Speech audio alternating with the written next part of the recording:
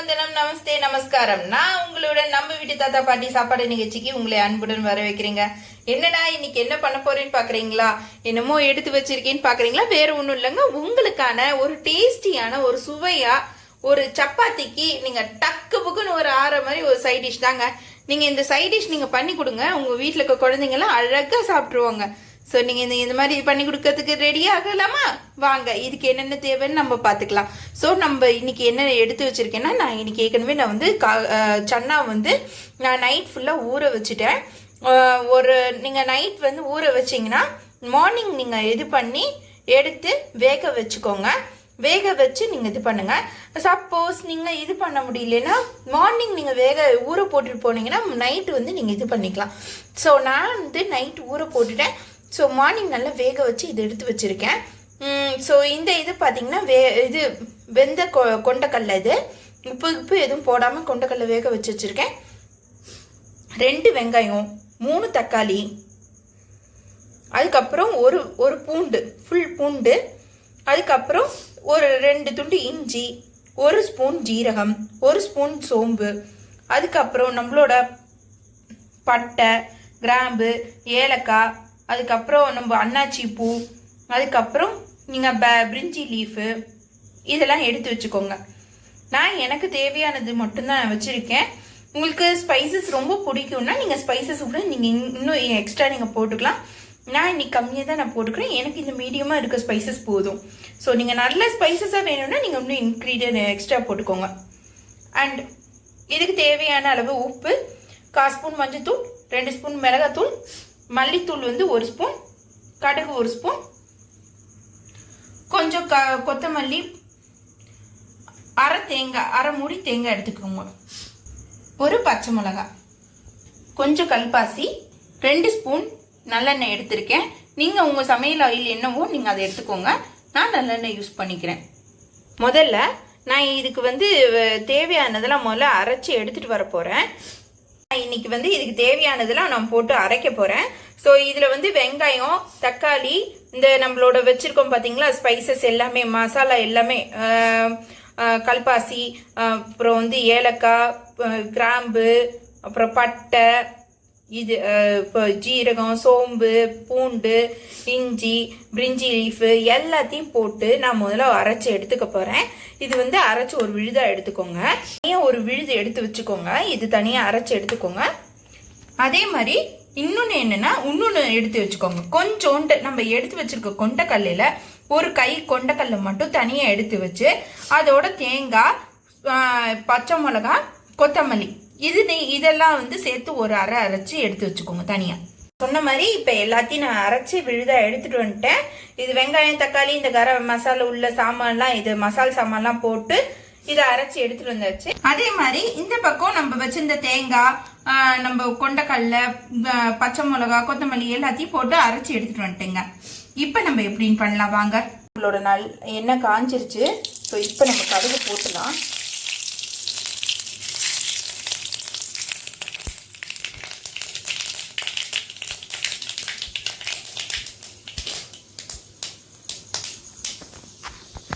நம்ம அரைச்சி வச்சிருக்க விழுதை இதில் போட்டுடலாம்.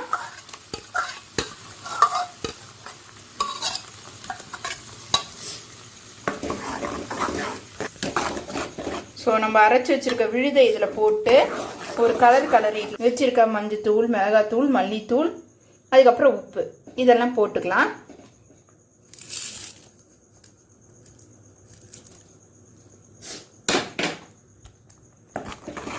நம்ம போட்டிருக்க மஞ்சத்தூள், மிளகாத்தூள், உப்பு, அப்புறம் வந்து மல்லித்தூள் இது எல்லாம் போட்டிருக்கோம். இது அப்படியே நல்லா கிளறி விட்டுக்கோங்க. ஏன்னா எல்லாம் ஒன்றா சீராக மிக்ஸ் ஆகணும். மிக்ஸ் ஆனால் தான் நல்லா இருக்கும். ஸோ இந்த மாதிரி மிக்ஸ் பண்ணி விட்டுக்கோங்க. சரிங்களா? மிக்ஸ் பண்ணிவிட்டு இது நல்லா கொதி வரட்டுங்க. இது நல்லா கொதிச்சு வந்ததுக்கப்புறம் தான் நம்ம வச்சுருக்க கடலையை போடணும். அதுக்கு முன்னாடி போட்டுறாதீங்க, நல்லா இருக்காது வச்சுக்கோங்க. நல்ல ப்ரோட்டீன் சத்து ஜாஸ்தி இருக்குங்க இதில். வந்து நிறைய ப்ரோட்டீன் சத்து இருக்கனால நீங்கள் கொண்டக்கல்லையை வந்து நம்மளுக்கு வந்து வெயிட் ஏற்றணும், இல்லை நீங்கள் இது பண்ணணும் அப்படின்னு நினைக்கிறவங்க கொண்டக்கல்லே நல்லா சாப்பிடுங்க. டயட் பர்சனும் இந்த கொண்டக்கல்லே சாப்பிடலாம். என்னடா இது எதிரும் புதிருமா இருக்குன்னு நினைக்காதீங்க. அதாவது இதில் புரோட்டீன் சத்து இருக்கிறதுனால டயட் இருக்கிறவங்க எல்லாருமே இந்த கொண்டக்கல்லே தான் எடுத்துப்பாங்க. இதில் புரோட்டீன் சத்து இருக்கனால நம்ம உடம்புக்கு சீரான புரோட்டீன் வந்து உடம்புல சேரும். ஸோ அதனால தான் கொண்டக்கல்லையை டயட் பர்சனும் எடுத்துப்பாங்க. நீங்கள் வந்து வெயிட் நல்லா போடணும், இது மசில்ஸ் எல்லாம் நீங்கள் வளர்னாலும் இந்த இது கொண்டக்கல்லையே நீங்கள் சாப்பிடலாம். நல்லா பார்த்தீங்கன்னா நம்மளோடது இது போட்டதெல்லாம் வந்து நல்லா கொதிச்சு வருது. இது நல்லா கொதிச்சு அந்த பச்சை வாடையெல்லாம் போகணும். வெங்காயம் தக்காளி அதெல்லாம் பச்சை வாடை போய் அப்படியே பிரிஞ்சு வரணும். அந்த மாதிரி வரும்போது தான் இந்த கொண்டக்கல்லையை போடணும். நீங்கள் இப்போ பார்த்தீங்கன்னா கொண்டக்கல்லை நம்ம எப்போவுமே நம்ம சாப்பிட்றது பார்த்தீங்கன்னா மெயினாக இது எப்போ சாப்பிட்றதுனாலும் இதோடு சேர்த்து நீங்கள் இது கோதுமையும் சேர்த்துக்கிட்டிங்கன்னா உடம்புக்கு ரொம்ப இதுவாக இருக்கும். ஏன் வந்து கொண்டக்கல்ல இது சொல்கிறேன்னா கொண்டக்கல்ல பார்த்தீங்கன்னா உங்களுக்கு நான் ஏற்கனவே சொன்ன மாதிரி தான் வெயிட் வந்து ஏற்றவும் செய்யும் இறக்கவும் செய்யும். அவங்களுக்கு வந்து ஒரு பேலன்ஸ்டாக ஒரு வெயிட் இருக்கிறது வந்து மெயின்டைன் பண்ணுறது தான் இந்த கொண்டக்கல்லையோட வேலை. அது மட்டும் இல்லைங்க, இது வந்து நம்மளுக்கு டைஜஷன் சிஸ்டம்லேயும் வந்து ஈஸியாக ஜீரணமாகும்.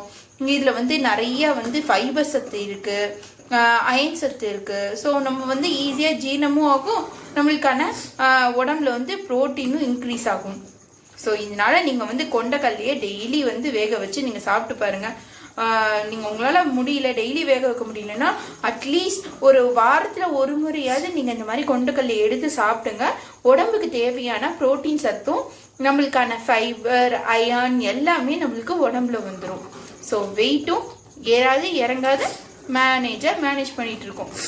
ஸோ இந்த மாதிரி பண்ணி பாருங்க. இது வந்து நம்ம கட் லைஃப்க்கும் உடம்புக்கு நல்லது. நல்லா பார்த்தீங்கன்னா கொதிச்சு வருது, வரட்டும். இது பச்சை வர போயிட்டு இருக்கோம். இப்போ நம்ம அரைச்சிருக்கிறதுல இப்போ உப்பு போட்டிருக்கேன். சில பேர் வந்து கொண்டக்கல்லையை வந்து உப்பு போட்டு வேக வைப்பீங்க. அந்த மாதிரி வேக வைக்கிறீங்கன்னா இந்த சன்னா இந்த இது தயாரிக்கும் போது உப்பு கம்மியாக போட்டுக்கோங்க. அப்புறம் இதுலேயும் போட்டு அதுலேயும் போட்டு ஒரே உப்பு கறிக்க வச்சுன்னா அப்புறம் நான் தான் சொல்லி கொடுத்தேன்னு நீங்கள் எல்லாரும் உங்கள் வீட்டில் சொல்லி என்னையும் திட்டு வாங்க வச்சிடாதீங்க. நீங்கள் மறக்காமல் இதில் போட்டிங்கன்னா அதில் போட்டுறாதீங்க. நான் இன்னைக்கு இதில் போடலை, கொண்டக்கல்லையில் அதில் தான் போட்டிருக்கேன். ஸோ அதனால நான் திட்டு வாங்க மாட்டேன், நீங்களும் மறந்துடாதீங்க திட்டு வாங்குறதுக்கு. இப்போ பார்த்தீங்கன்னா நல்லா தளதளன்னு கொதிச்சு இது வந்து பச்சை வாசனை போய் எண்ணெயெல்லாம் நம்மளுக்கு பிரிஞ்சு வந்துருச்சு. ஸோ இந்த டைமில் நம்ம எடுத்து வச்சிருக்க வேக வச்சிருக்க கொண்டக்கல்லையே போட்டுடலாங்க.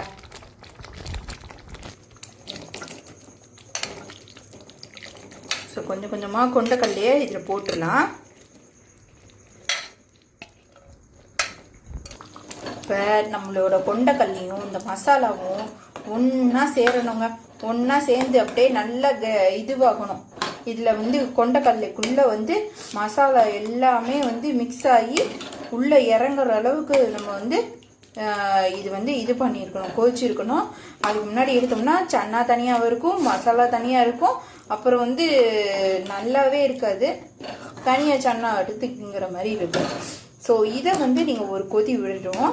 ஒரு கலரு வச்சு இந்த மாதிரி நல்லா ஒரு கலரிட்டு அப்படியே வச்சுருங்க. ஒரு 2 நிமிஷத்தில் கொதிச்சிடும். கொதிச்சோன்னே நம்ம அரைச்சி வச்சுருக்கதை போட்டுக்கலாம். பார்த்தீங்கன்னா நம்மளோட கொண்டக்கல்ல மசாலாவும் சேர்ந்து அந்த ஜூசி கன்சிஸ்டன்சிலாம் உள்ளே இறங்கி நல்ல டேஸ்ட்டாக இப்போ வந்துச்சு. இப்போ நம்ம எடுத்துருக்க அரைச்சி வச்சுருக்கோம் பார்த்தீங்களா, தேங்காய், கொத்தமல்லி, பச்சை மிளகா, அப்புறம் கொஞ்சோண்டு ஒரு கை கொண்டக்கல்ல வச்சுருந்தோம்ல, அது எல்லாத்தையும் அரைச்சதை கொஞ்சம் தண்ணி சேர்த்து நல்லா மிக்ஸ் பண்ணி இந்த மாதிரி வச்சுக்கோங்க. இதில் வந்து நம்ம இதோட கலந்துக்கலாம்.